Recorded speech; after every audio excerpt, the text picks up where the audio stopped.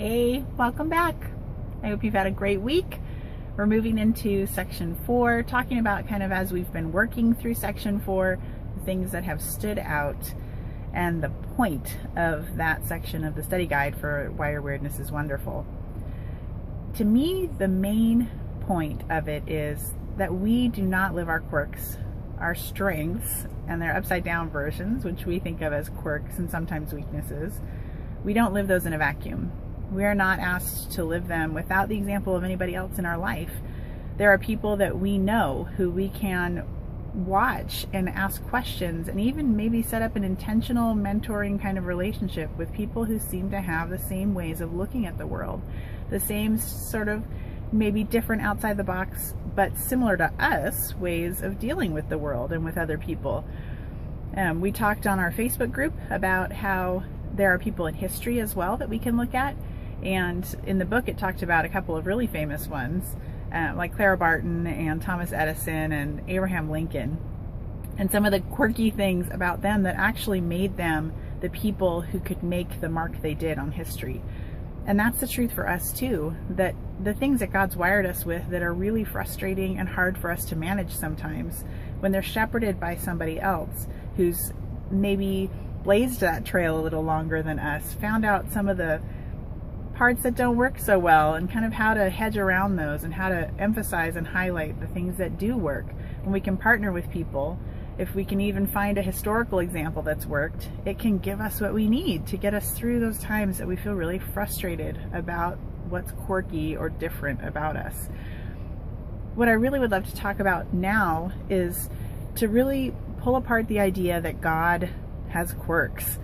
In the book, I talk about how Jesus was a quirky guy, and that's not to say that we need to look in a disrespectful or sacrilegious way at Jesus. We're not de-emphasizing his divinity by saying that he's quirky. We're actually showing different facets, looking at and appreciating more of who he is.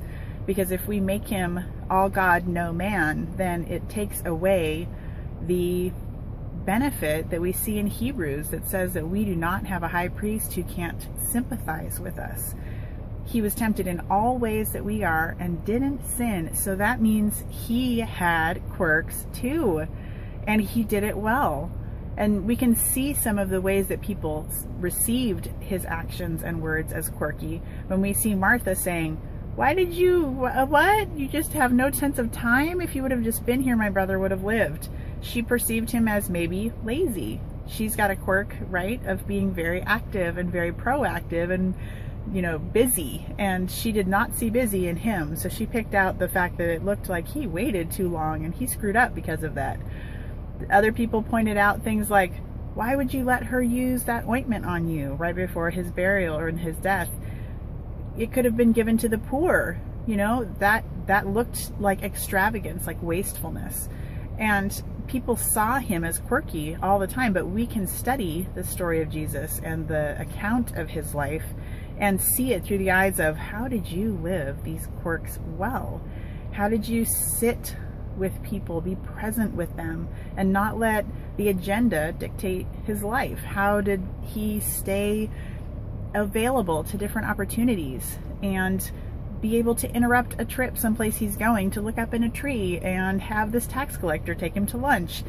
He showed positive ways to live all the quirks that we struggle with. And as we study his story and his story in the wider perspective, because as part of the Godhead, every part of the Bible is his story, and we can see as we look at scriptures that talk about God's attributes, different things that people perceive to be quirky. They perceived him to be judgmental. They perceived him to be harsh. They perceived him to have forgotten them. David even uses that word of him in Psalm.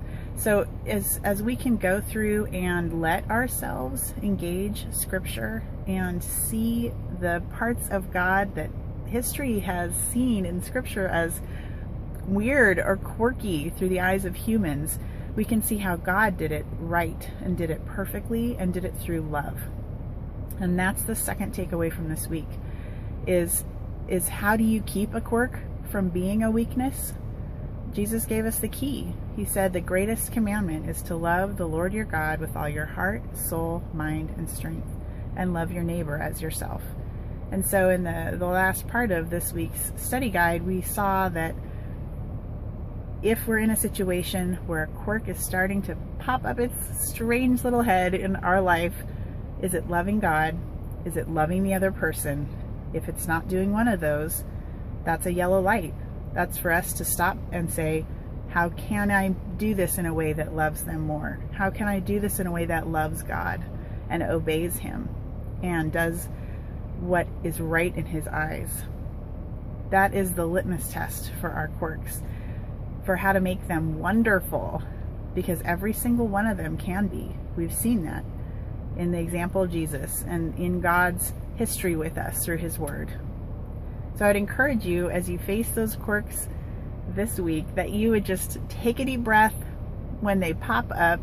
Say, God, is this loving you? Is this loving others? And if it's not, hey, can you give me some direction? Will you mentor me in this? Will you provide a person in my life, a historical account, a story in Scripture that can mentor me in this so that I can love you and love others more? Go get them, friends. Keep living that weirdness wonderfully.